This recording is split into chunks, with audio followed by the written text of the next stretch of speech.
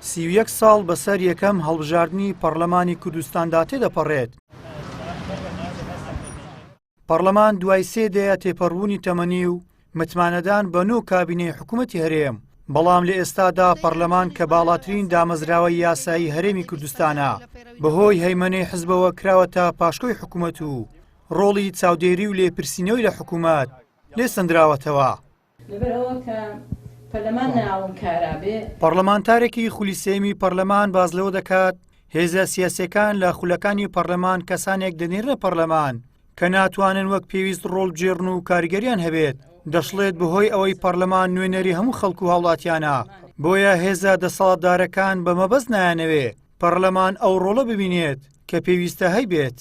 هەمیشە ویستراوە پەرلەمان کب بکرێ، کە پەرلەمان بێدەسەڵات بکرێ، پەرلەمان لە پەراوێز بێ، پەرلەمانتاران تەنها وەکۆی شوێنێک بێ، دەستگایەک بێ، وەکو چوونە دەرێک و هاتنە ژوورێکی تێدا بێ، وەکو دەستگایەکی تەشریعی تەنها ناوێکی هەیە. ئەو بەهایی کە دەبێت لە پەرلەمانە هەبێ لە سەروی هەموو دەستگاکان تر بێت چاودێر بێ بەسەر حکوومەت. ئەمە نابینی لە کوردستانە بەڕاستی. پەرلەمان بێبەها کراوە، پەرلەمان وای لێ کراوە کە ینی پەرلەمانتاران ئەگەر هەڵوێستێکیان بێ، مووقفێکی مەردانەیان بێ، بیانەوێت لەسەر شتێوە جواب بێن، هەندێک جار بەڕاستی ینی بە جۆرێ ئەزیەت دەدرێن کە لەگەڵەوەی کە پەرلەمانتار حەسانەی هەیە، بەڵام بە جۆرێ نە حیسابێ بۆ حەسانە دەکرێت، نە حیسابێ بۆ متمانە دەکرێت، نە حیسابێ بۆ دەنگدەرانی پەرلەمانیش دەکرێت.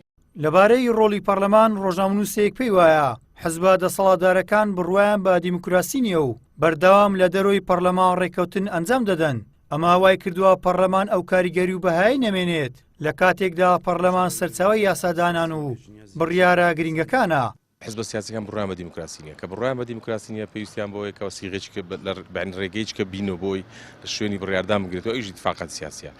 دووەمیان مەسلەی تەزویر و سەختەکاری کە بە ئەترافی خۆیان نەتایج هەموو مزەیفە یان انتخاباتەکان مزەیفە، ئەوەش طبعاً متمانەی پەرلەمانی کەم کردوێتەوە، زۆر کەم کردو. سێمیان قیاداتی سەفی یەکەم لە ناو پەرلەمان نین. تەسەور دەکەم بەڕێوەبەرانی پەرلەمانیش، ئەوانەی کە پەرلەمان بەڕێوە دەبەن سەرۆک و ئەوانەی کە ئیشکاری پەرلەمانی دەکەن، ئەوان بۆ خۆیان ڕۆلیان لاوازە، ئەو قیادەی سەفی یەکەم نین. بۆیە تا بڕیاری حزبی دەرنەچێ بۆ نمونە ئەو ناتوانێت هیچ قسەی بکە لە پەرلەمان. ئەوانە هەمووی بەسەری کە وای کردووەکەوە پەرلەمان لە ڕۆلی خۆی خاڵی بێتەوە. بەناوی گەلی کوردستان دانیشتنی ژمارەدەی ئاسایی بێبەهاکردنی ڕۆڵی پەرلەمان لەلایەن پێکەنەرانی حکوومەت و هێزە سیاسیە دەسەڵاتدارەکان بە ئامانجی ئەوەیە کە بڕیارە سیاسیەکان لە هەرێمی کوردستان بە دامەزراوی نەبێت و دوجار لە ژوورە تاریکەکانی بارەگا حزبیەکان و لە ناو مەکتەبی سیاسی لایەنەکان گەڵاڵە بکرێن. دەرئەنجامی ئەمەش زاڵکردنی هەیمەنەی حزب و بێڕۆڵکردنی دامەزراوە شەرعیەکانی لێکەوتوتەوە. گەیلان سابیر، کەناڵی پەیام، هەولێر.